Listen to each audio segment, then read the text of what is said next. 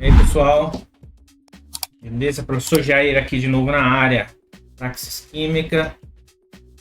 Hoje nós vamos fazer a correção, meus queridinhos, da prova do segundo ano do ensino médio do Provão Paulista Seriado. E lembrando que essa prova, ela dá o direito aos alunos concorrerem a vagas, a 15 mil vagas em faculdades e universidades públicas, como USP, Univesp, Unicamp, ATEC, entre outras, né? Mas a prova do segundo ano, ela vale 25% da nota final. O primeiro ano valia 15%, o segundo ano vale 25%, meus queridos, tá? Então ela vale um pouquinho mais que a prova do primeiro ano, mas também tem que ser levada a sério, né? A prova do terceiro ano vale mais, mas a do segundo ano também é importante, que é a somatória das 3 notas e cada pontinho conta. Então vamos começar a nossa correção da prova de primeira aplicação. É a primeira prova que ocorre no final do ano, né? A segunda aplicação é aquela prova para quem perdeu essa primeira prova, os alunos do EJA, entre outros, que é realizada no começo do próximo ano, né?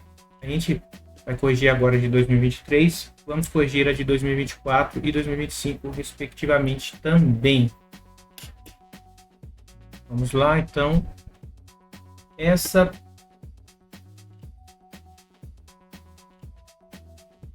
primeira prova, ela começa na questão de número 40, a prova de Química.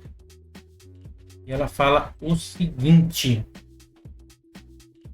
segundo o modelo de Rutherford para o átomo, os elementos seriam partículas carregadas negativamente que orbitariam o núcleo onde estaria concentrada a carga positiva. No segundo, esse modelo tinha uma falha, pois uma partícula descrevendo o movimento circular estaria sujeita às acelerações. E, segundo as equações de Maxwell para o eletromagnetismo, toda partícula carregada sujeita a acelerações emitiria radiação, perdendo energia e levando ao colapso dos elétrons sobre o núcleo. Bohr viria resolver esse problema usando a hipótese.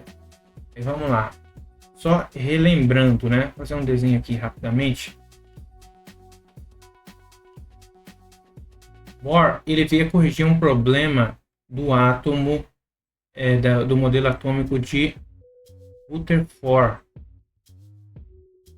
onde o átomo ele tem um núcleo positivo e os elétrons orbitam ao redor desse núcleo. Mas tem um porém esse modelo. Por quê? E os elétrons, eles ficarem orbitando aqui em movimento circular, eles iriam perder energia, e ao perder energia eles seriam atraídos para o núcleo. Carga positiva e negativa, cargas diferentes se atraem, e ele ia colapsar, ele ia se ligar aqui ao núcleo, né? Mas não é isso que acontece. Aí Bohr criou um modelo para, vamos dizer assim, tentar explicar esse fenômeno.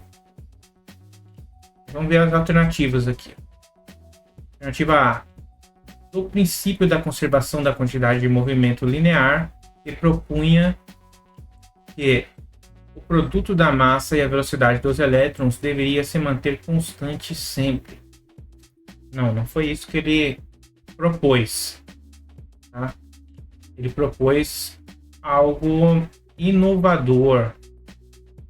Aí vamos ver aqui. B: o princípio da conservação da energia, que propunha que a energia dos elétrons não poderia diminuir de intensidade. O princípio da conservação da energia vem da termodinâmica, tá? Só que a energia, ela se conserva, mas só que ela pode mudar de forma. Uma energia luminosa pode se transformar em energia térmica e assim sucessivamente, energia mecânica. Então a energia, ela se transforma, ela se conserva, mas ela se transforma. E depende do sistema também, se é um sistema isolado, se é um sistema aberto, se é um sistema fechado, né? Como essa energia circula no ambiente. Então não é bem isso que ele falou. C. Do princípio de quantização dos orbitais, segundo o qual existiriam órbitas específicas onde a energia dos elétrons se manteria constante. Exatamente. Então ele pegou uma teoria da quantização da energia e aplicou isso para um modelo atômico. Falou que os elétrons eles não poderiam estar aqui em áreas intermediárias aqui, ó. Eles só estariam em órbitas específicas, tá? Por quê? Porque a energia do elétron ela é quantizável. Ela é quantizada. Então, só determinadas quantidades de energia que retirariam esse elétron dali, tá? Então, ele fica orbitando ali, ele não perde energia, porque essa energia ela é quantizada, tá? Então, a alternativa C ela está correta. Vamos ver as outras. Do efeito fotoelétrico, que transformariam os elétrons em luz assim que eles se aproximam do núcleo atômico. Não, isso aqui não tem nada a ver. A dualidade partícula-onda que impediria os elétrons de oscilarem para próximo do núcleo atômico. Essa dualidade aí, partícula-onda, isso aí não foi Bohr que propôs, tá? Então, isso aqui veio posterior de Bohr, né? No caso aqui é a alternativa C que está correta. O fotoelétrico é descrito por Einstein, mas não tem nada a ver com esse modelo. Princípio de conservação do movimento também não, porque isso aqui é física clássica, né? E os modelos, os átomos não se comportam, a parte microscópica não se comporta como a parte macroscópica, né? Então não é a mesma coisa, tá bom? Então vamos para a próxima questão.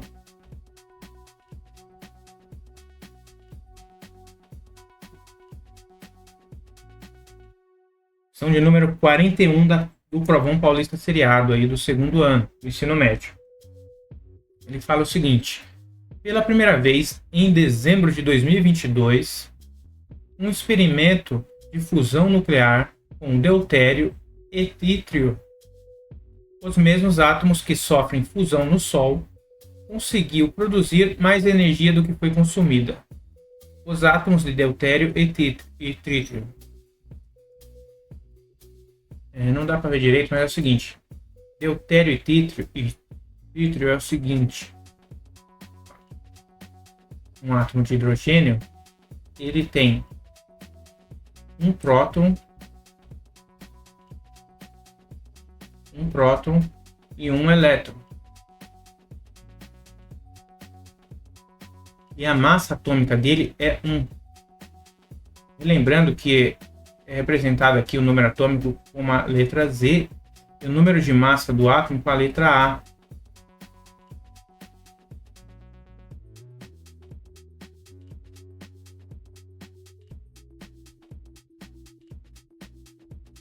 Isso daqui é um átomo de hidrogênio neutro normal, tá? Agora, o deutério, ele tem a massa maior. Ele também tem um número atômico de 1, tem um próton, só que ele tem uma massa de 2. Por quê? Porque ele tem um nêutron. Relembrando que a massa atômica é igual à quantidade de prótons mais a quantidade de nêutrons. Então, o número atômico aqui, o Z, é a quantidade de prótons no núcleo com carga positiva e a quantidade de nêutrons. Somando os dois, eu tenho a massa atômica. Agora, o trítrio, ele tem um próton, só que ele tem 2 nêutrons. Então, ele tem uma massa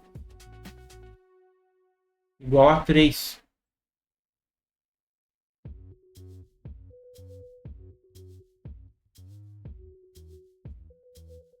Aí o que vai denominar o átomo C daquele elemento é o número atômico, é o Z.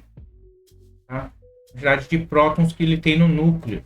Então, ele tem massas diferentes, mas ele tem o mesmo número atômico. Então, esse é o elemento hidrogênio, né? Só que quando a gente tem diferentes massas atômicas do mesmo elemento, isso a gente chama de isótopos. Iso é igual, mesmo número de prótons, mas diferente número de massa, né? São os isótopos do hidrogênio.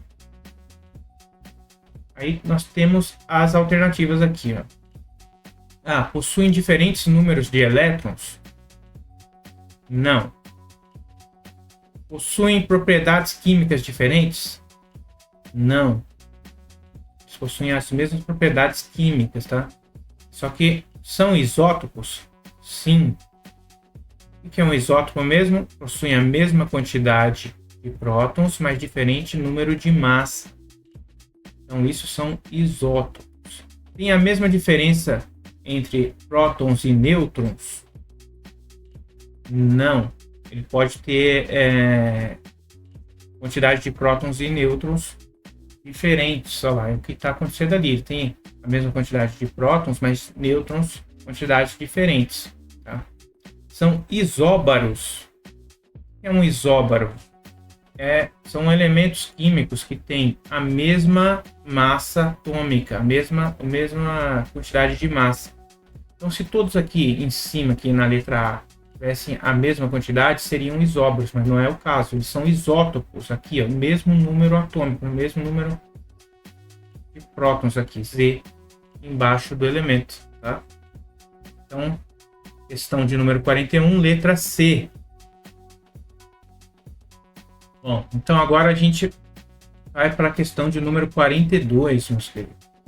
Ela fala o seguinte, olha só. No tratamento de fluentes é utilizado o cloreto de ferro 3, que necessita ser monitorado para não ultrapassar a concentração máxima de íons ferro ao final do tratamento, que é de 2,7 vezes 10 a menos 4 mol por litro. A análise de 200 ml de uma solução de cloreto de ferro 3 mostrou a presença de 2,4 vezes 10 a menos 3 mols de íons cloro menos,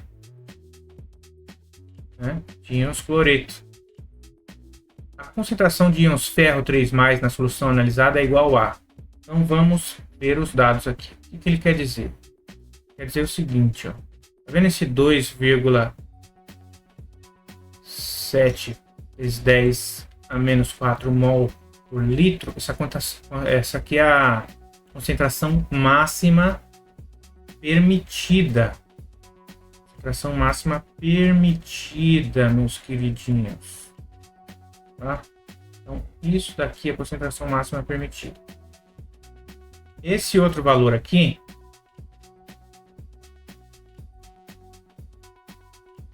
é o volume, 200 ml. Da amostra que ele retirou. E aqui a quantidade de íons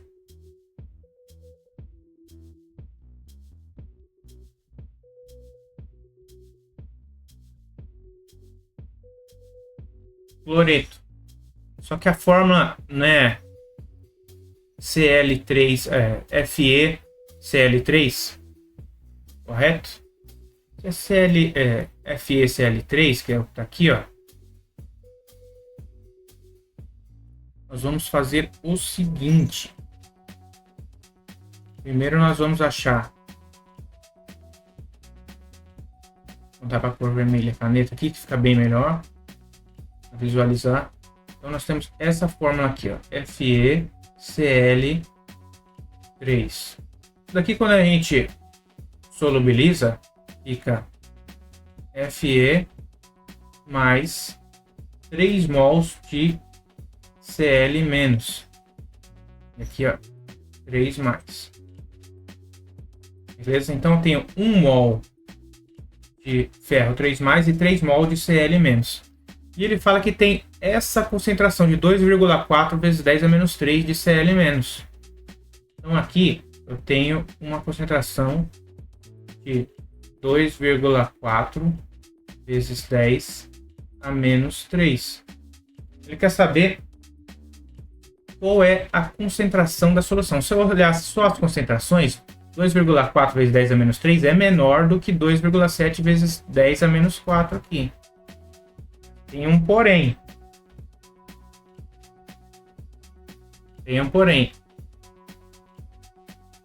Eu tenho que achar a concentração, porque aqui eu tenho 200 ml, aqui eu tenho mol por litro, aqui eu não tenho em litro, 200 litros, aqui eu tenho 200 ml. Então, 200 ml é igual a 0,2 litro. Converti, para a gente achar a concentração. E a concentração molar é igual ao número de mols dividido pelo volume. O número de mols de íons ferro a gente não tem. A gente tem de íons cloreto aqui, ó. Então, se eu tenho 3 mols desse aqui e aqui eu tenho um mol só, é só eu dividir essa quantidade aqui por 3. Eu vou ter a quantidade de mols de íons ferro. Então, fica... vamos fazer com outra caneta aqui que fica melhor. Caneta verde. 2,4 vezes 10 a menos 3, número de mols, dividido por 3. 2,4 dividido por 3, aqui vai dar 0,8 vezes 10 a menos 3 mols de ferro 3+. Beleza? Então eu tenho o número de mols e o volume, eu acho a concentração. Aí como é que eu faço? A concentração molar é igual a 0,8 vezes 10 a menos 3 dividido por 0,2. Se eu multiplicar aqui por 10 dos dois lados, vai ficar 0,8 se transforma em 8 e 0,2 se transforma em 2. 8 dividido por 2 dá 4. Então a molaridade vai ser igual a 4 vezes 10 a menos 3 mols por litro. Mol por litro. Aí eu tenho alguma alternativa assim? Tenho a D e a E. 4 vezes 10 a menos 3. Não, aí não. Aí é menos 4. Então, tudo bem. 4 vezes 10 a menos 3 mol por litro. E não atende ao limite de concentração permitido. Vamos ver se não atende. Qual era o limite? Não era 2,7? 4, bem maior, né? Mas olha o sinal aqui. Elevado a menos 3 e elevado a menos 4. Para quem não relembra, vamos transformar isso aqui para notação normal. Então, ó.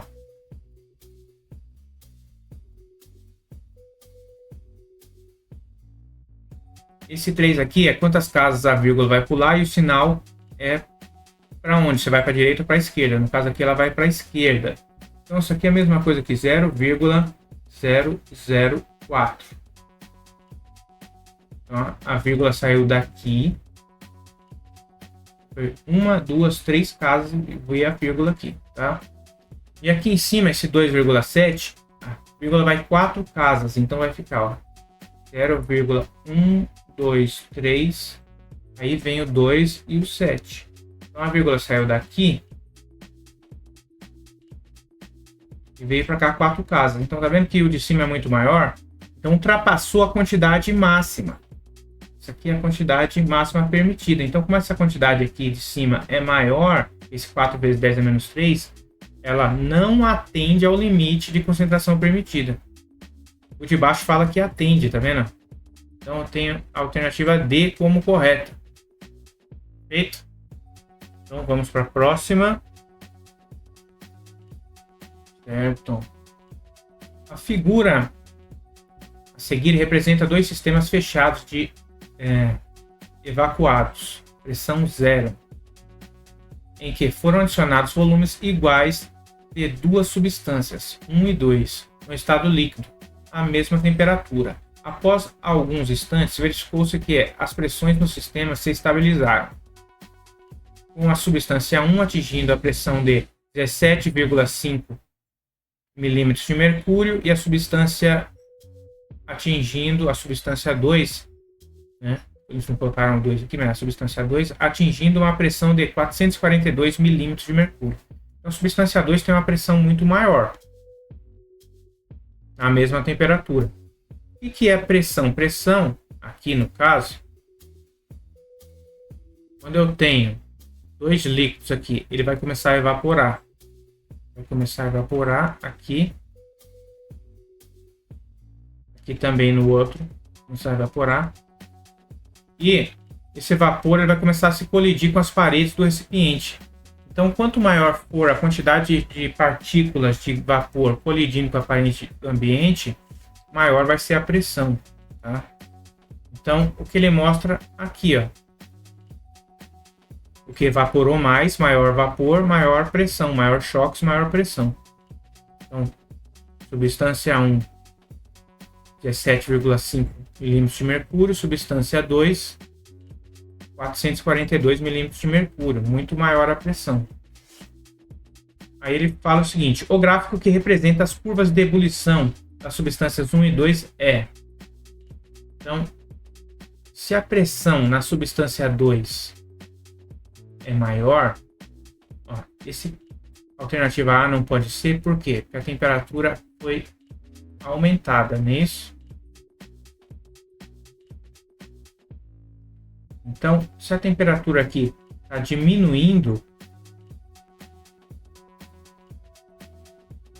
já não é. A gente já retira essa daqui. Por quê? Porque se eles foram evaporados, para ele evaporar, eu preciso fornecer energia, eu preciso aumentar a temperatura. Se eu diminuo, eles se condensam de novo para o estado líquido. Entendeu? Porque que a temperatura ela tem que aumentar. Se ela aumenta e a pressão diminui, não é isso que acontece.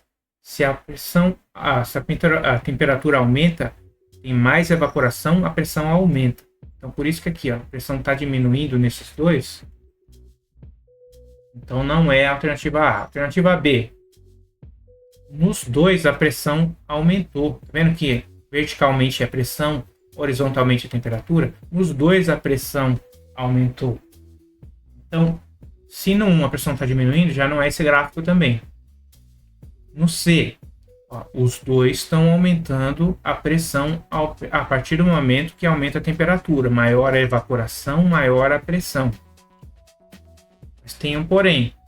A pressão aqui no 1 é maior do que a no 2, e não foi o que foi dado aqui nos dados. No 1 é 17 milímetros de mercúrio, no 2 é 442. No 2 tem que ser maior. E aqui está o inverso. Na D, é como eu falei, aumenta a temperatura, tem que aumentar a pressão, tá? O gráfico está nos dizendo ao contrário.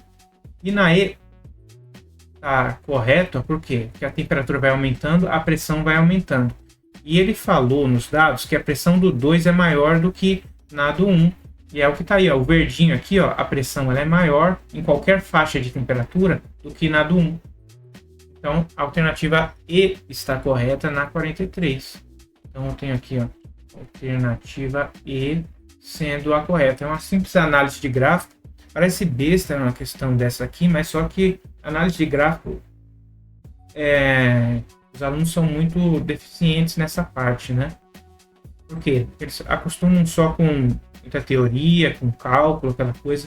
Só que a simples análise e interpretação aqui não está nem tanto no cálculo, mas mais no português. Você lê e entender para tentar responder, tá? Próxima questão. Bom, então nós temos aqui a questão de número 44, tá? Tem a ver com termoquímica. E ela tem duas partes aí. Termoquímica, a gente pode resolver as questões de três formas. Uma delas é pela lei de Hess, que a gente fez na prova do primeiro ano, né, a correção. E outra dela é pelas energias de formação, substância simples. E nesse caso aqui vai ser pela variação de entalpia. Então, se eu tenho aqui os valores de entalpia final, inicial, as entalpias dos reagentes, dos produtos, a gente consegue fazer esse cálculo. Representando aqui da seguinte forma: variação de entalpia é sempre o estado final, sempre variação estado final menos inicial. Então, eu vou ter aqui, ó, a entalpia final, que é a entalpia dos produtos, menos a entalpia dos reagentes. Então é sempre final menos inicial. Quem são os reagentes aqui? Segundo o exercício aqui, ó, a combustão do etanol, C2H6O, a forma molecular, é uma reação muito utilizada para fornecer energia em diversas situações. O gráfico abaixo apresenta a variação de entalpia envolvida na combustão de 1 mol de etanol. Então, eu tenho aqui ó, o etanol mais oxigênio entrando em combustão, liberando CO2 e água. Aí eu tenho aqui o valor do ΔH, que é esse aqui, né? É 1350. E eu tenho aqui a entalpia dos produtos, menos 1646. Aí jogando isso aqui na formulinha de cima, fica o seguinte, ó. A variação, né, 1300 menos 1350, então fica menos 1350, que é igual a variação, a entalpia dos produtos, tá aqui, ó, menos 1646. Aí esse menos aqui é da fórmula, tá? Menos a entalpia dos produtos, dos reagentes. Eu não sei. Eu vou falar aqui de X. Eu não sei qual que é. Não forneceu. Tem como eu calcular. Aí o que eu faço? Eu passo esse valor aqui de menos 1646 para o outro lado. Aí fica... Vou colocar aqui. Menos X é igual a menos 1350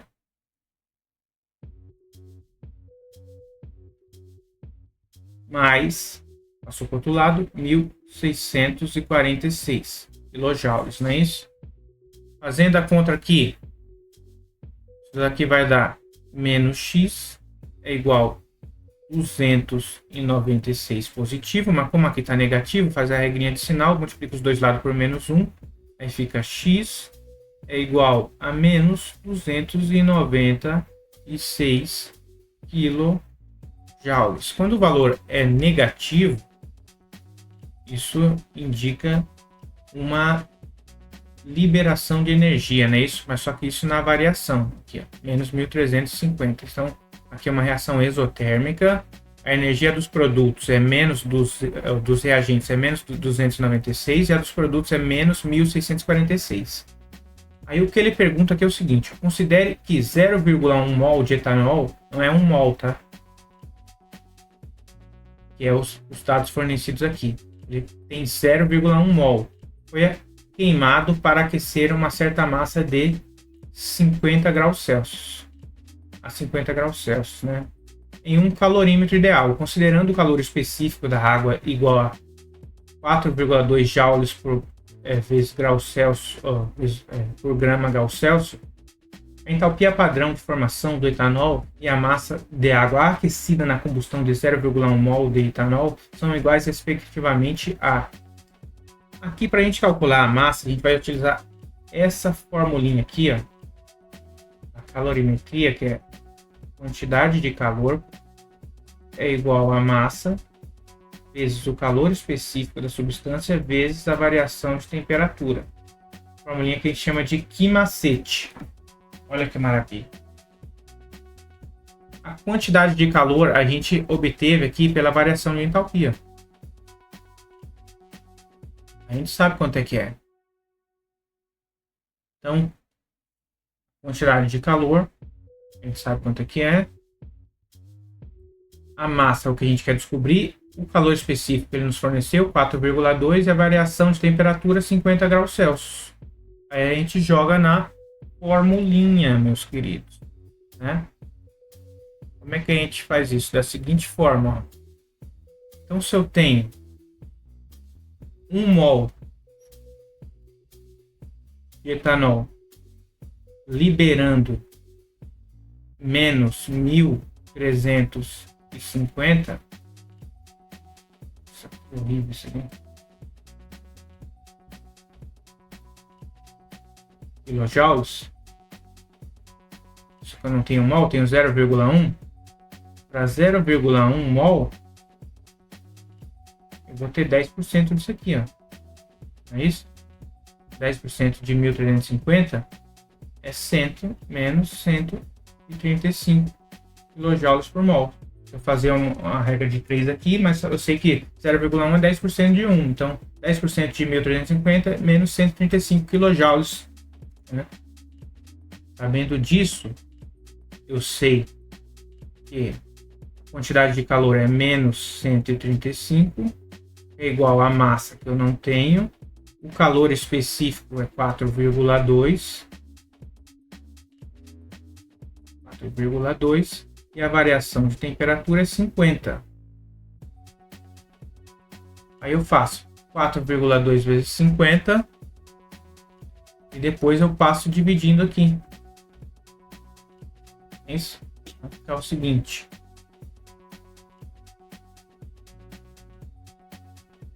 De tempo, usar nosso calculation. 4,2 vezes 50, 210. Aí, eu vou passar dividindo. Vai ficar menos 135 dividido por 210.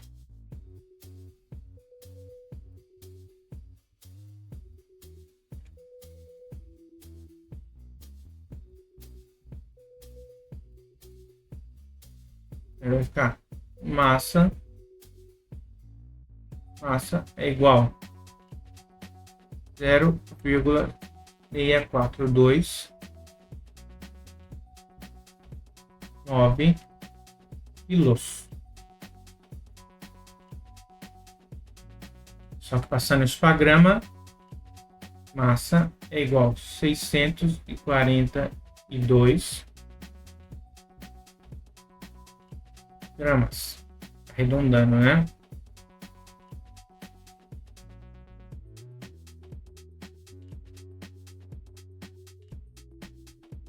Aí nós temos aí a alternativa A como sendo a correta. Menos 296 kJ e 642,9 gramas. Certo. A questão aí tinha que relembrar calorimetria, né? E termoquímica. Estão bem bacaninha. Bom, então vamos para a próxima. O ácido. Vou tirar esse calculador da frente.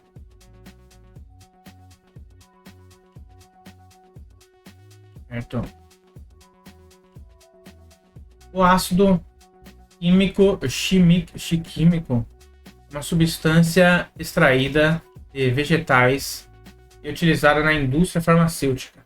Uma vantagem ambiental reside no fato de que sua extração envolve a dissolução em água, não dependendo de solventes orgânicos. A estrutura do ácido químico está apresentada na figura a seguir.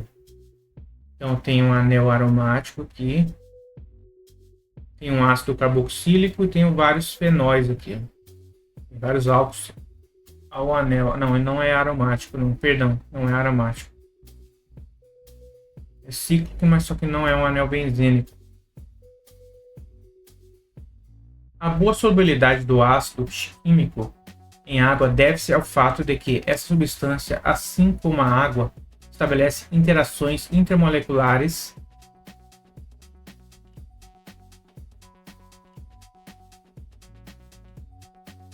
do tipo, tá aqui o conjunto, os caras não dão espaço, do tipo, aí, olhem só isso aqui, o oxigênio, meus queridos, ele é mais eletronegativo, e ele tem aqui um par de elétrons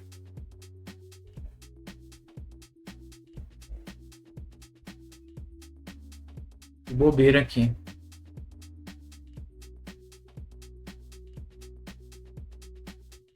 Ah, e daí? E daí que é o seguinte, essa parte aqui fica mais negativa. Tem partes mais positivas. Então, essa é uma molécula que tem polos positivo e negativo. Então, se ela tem esses polos positivos e negativos, ele forma um tipo de interação entre as moléculas que a gente chama de pontes de hidrogênio, ou ligações de hidrogênio. Tá? Por quê? Porque onde estão os hidrogênios vai ficar mais positivo. Onde estão os oxigênios vão ficar o quê? Mais negativo. Então vai ter uma interação entre eles mais forte, tá? Devido a essa eletrostática. Então nós temos aí a alternativa B, ligação de hidrogênio. Forças de London é uma interação bem fraca, mas só que isso é em moléculas que têm pouca ou baixa aí, cargas elétricas, né? São moléculas apolares. Íon de polo permanente, não, nesse caso não. Ligação covalente, também não. Ligação covalente é uma ligação intramolecular, tá? Interação intermoleculares é entre moléculas, não dentro da própria molécula. Dipolo permanente, não, também não. A ligação aqui, no caso, é ligações de hidrogênio ou pontos de hidrogênio também chamadas, né? Então nós temos aí a questão 45 sendo a alternativa B. Vamos à próxima. Eu tenho uma parte sobre pilhas, olha. Em um experimento, a questão 46, um experimento caseiro para a construção de uma pilha, pregos de zinco e cobre foram inseridos em um limão e a esses pregos foram conectados fios elétricos, os quais também foram conectados a um LED, conforme a figura. Eu tenho aqui o prego de cobre e o prego de zinco, e o limão, e a lâmpada de LED sendo conectada. O limão, eu tenho um ácido, né, cítrico aqui dentro dele, isso vai servir como eletrólito para passar a corrente elétrica. Os pregos vão servir como os eletrodos, né? E na pilha, os eletrodos, vamos colocar aqui o famoso CRAL. Relembrar. Cátodo é o eletrodo positivo na pilha e ele reduz. E ânodo é o eletrodo negativo na pilha e ele oxida. Ele perde elétrons.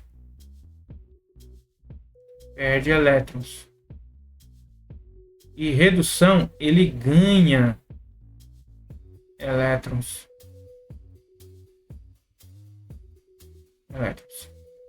Aí o prego de cobre e zinco, vamos ver quem é que vai perder, quem é que vai ganhar. Como é que a gente vai ver isso? Da seguinte forma.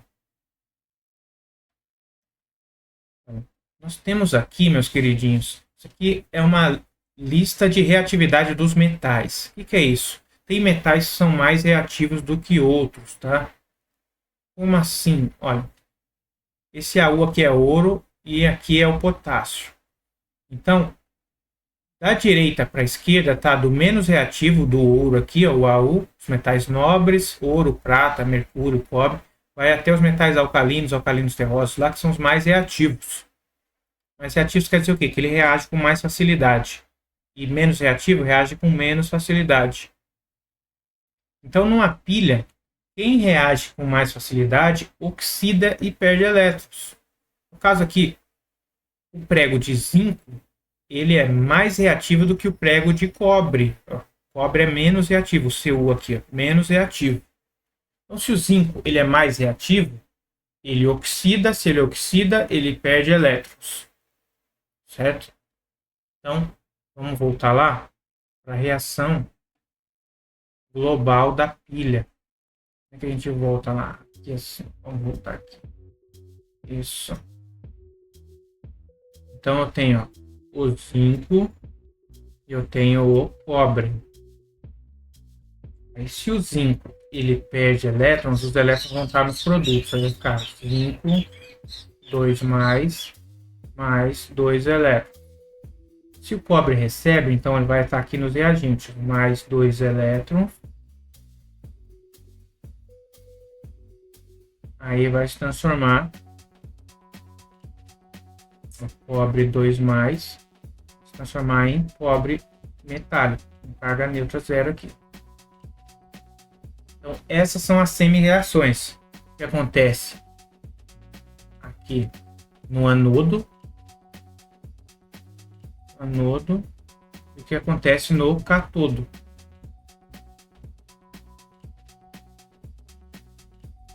Tá bom? No catodo. Aí ele pergunta o seguinte: após algum tempo de funcionamento da pilha, os pregos foram retirados do limão e analisados, considerando-se que o potencial de redução do cobre é maior do que o potencial de redução do zinco. Espera-se verificar. É o que a gente viu lá naquela fila de reatividade dos metais, né? Aí tem as alternativas. Um depósito de cobre metálico sofre sobre a superfície do prego de cobre. Então, só vamos entender uma coisa, olha só. Quem sofre redução vai sofrer o que? Uma cobertura. Os metais eles vão começar a se acumular nesse eletrodo. Quem sofre oxidação sofre um desgaste. Então, o eletrodo anudo ele sofre uma corrosão. Tá? Então, o prego de zinco vai corroer e o prego de cobre vai formar um depósito neles. Isso se tivesse cobre, né? Então, olha só, alternativa A: um depósito metálico sobre a superfície do prego de cobre.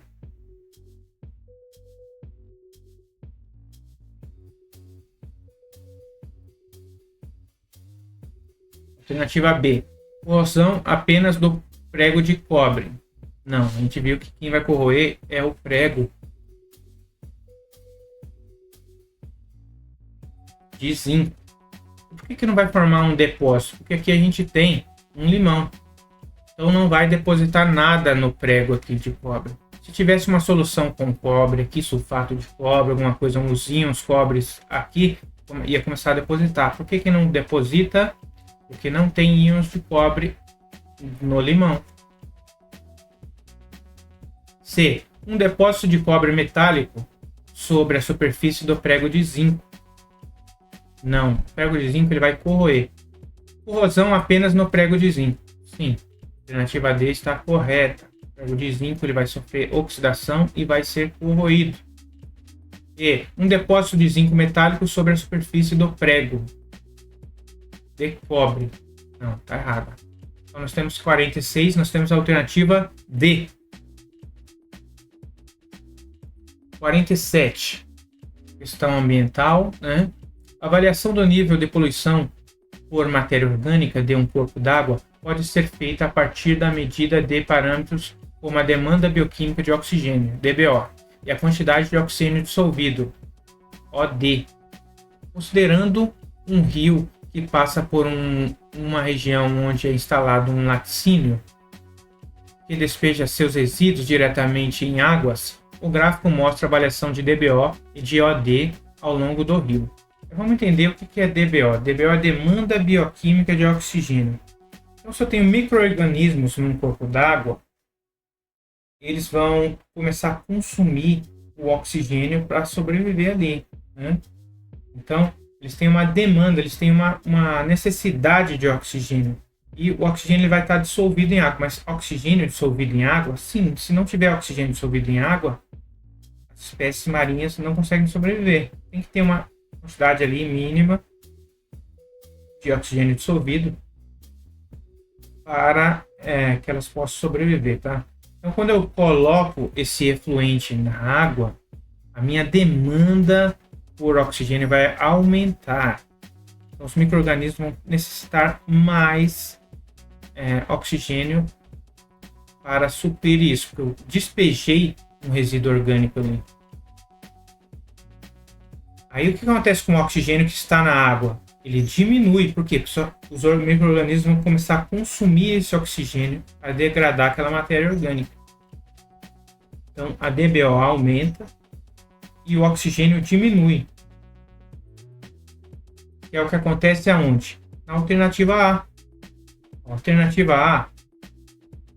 Vai tudo bem aqui, ó. DBO e oxigênio dissolvido estão constantes aqui. Tá? Aí, quando a fábrica despeja, nesse momento aqui, ó, o resíduo, o local de despejo, há um aumento da demanda bioquímica de oxigênio e uma diminuição do OD. E não acontece nos outros. Por quê? Se eu aumento a DBO, não aumento o oxigênio na B. Tá errado. Se eu diminuo a DBO, eu não aumento o OD. Isso também não está relacionado, diretamente relacionado. Ó, AD, mesma coisa. E aí, se eu aumento a DBO, eu necessariamente tenho que aumentar o oxigênio dissolvido. Tá? Então, na D, ele não diminui, e nem na C. Por quê? Porque se eu despejei um resíduo ali, eu vou aumentar a minha DBO, não vou diminuir. Tudo bem?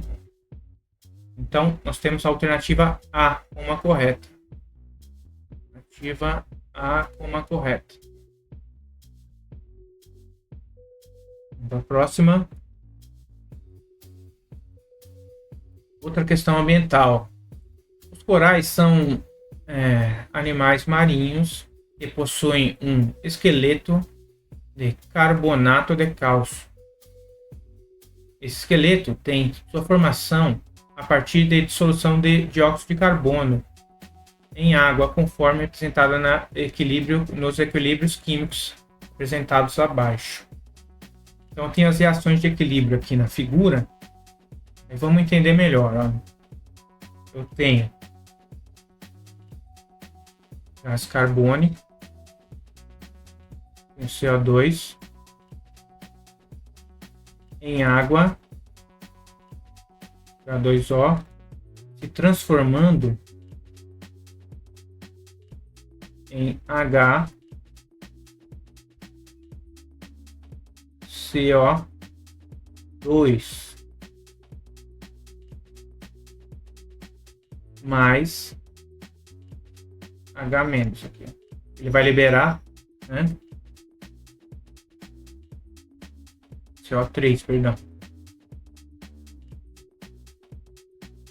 Aí esse íon de H+ aqui vai reagir com CO2, CO3, 2- e vai formar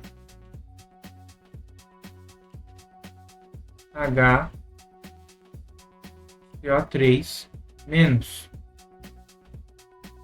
Aí, esse HCO3- vai reagir com quem?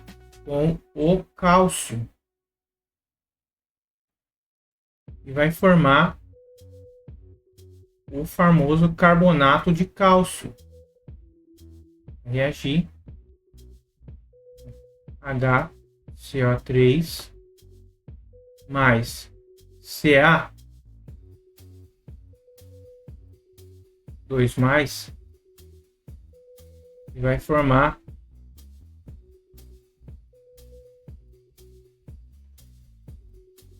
o CaCO3. Aí tem um porém. Quando eu diminuo a quantidade de CO2,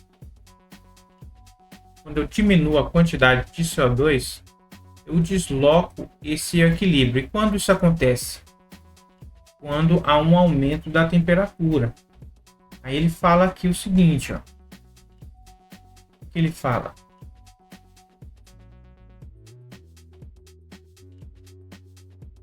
Ele fala, considerando o efeito da temperatura sobre a solubilidade dos gases em água, o aumento da temperatura das águas oceânicas deve provocar. Então, perdão, aqui tá errado aqui. Eu tenho CO2.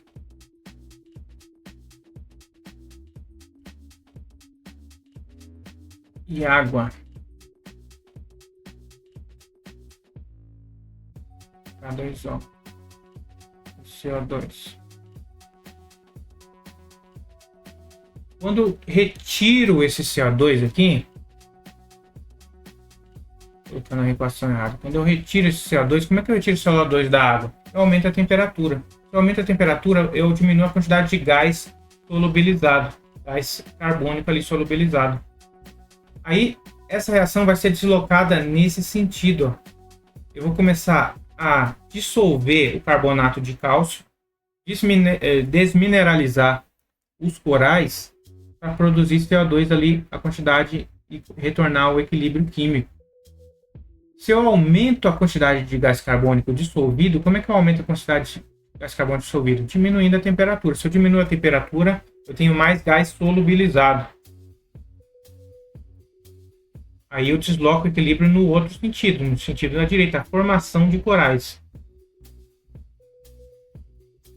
Nesse sentido aqui. Então, como ele falou que aumentou a temperatura, ele fala o seguinte, ó, aumentando a concentração de CO2 dissolvido, consequentemente aumento do pH e dissolução dos corais existentes. Não, se eu tenho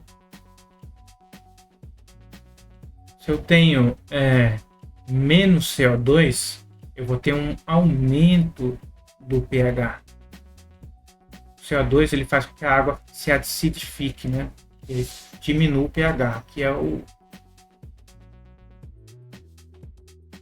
Aí B, aumento da concentração de CO2 dissolvido e, consequentemente, diminuição do pH e favorecimento da formação de novos corais.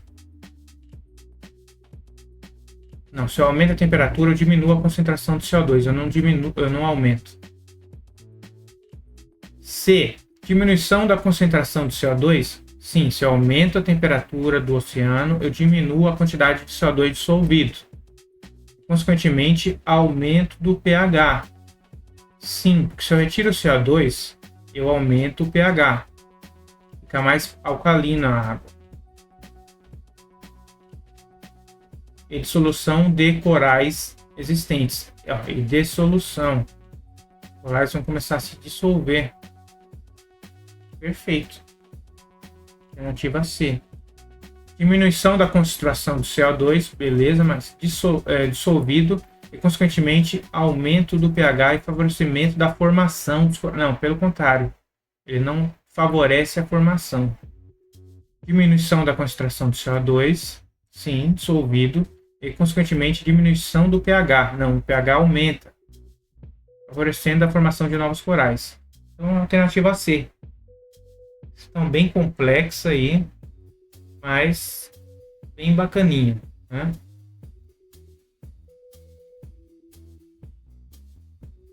E terminamos por aqui, meus queridos. Essa prova aqui foi bem complexa, foi mais difícil que a do primeiro ano. É por isso que vale mais também, vale 20% da nota, vale 20% da nota, ou 25% da nota do Provão Paulista Seriado. Tá? Vamos ficar agora com as provas do terceiro ano, mas antes disso a gente vai fazer a segunda aplicação da prova do segundo ano também, beleza? Então, não esqueça aí de curtir, compartilhar e se inscrever no canal, beleza, galerinha? Tchau, tchau.